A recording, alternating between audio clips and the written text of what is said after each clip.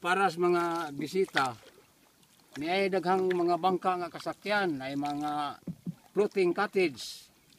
Tag 150 ang floating cottage. Ang sakayan matag oras tag 100 ang oras. Kinsa tong musuroy nga mga turista niya andam ning mga kuan dinhi kay na may pardawat nga sa mga bisita.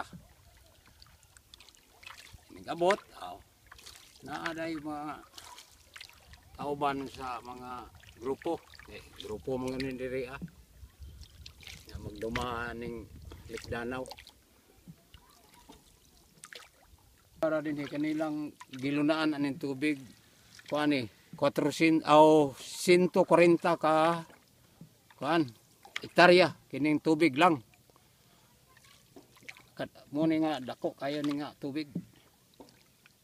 Gani giikuha man ni sa Tacloban, giinom ni dito. Kaya ito dagami, giinom ning mga tubig So sa to pa ka na din nga kana diha nga may nakanto, may tubig pa na siya paingon nga padulong. Tubig pa nga padulong. Kana ra may nahawag gamay, dito dako naman po dito.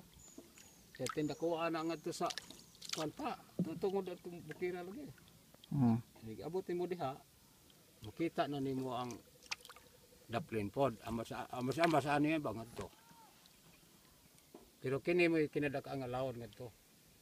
Ni tuntunan sa Mercano. Unsa maron atong nabatian? Bibi. Bibi. Bibi.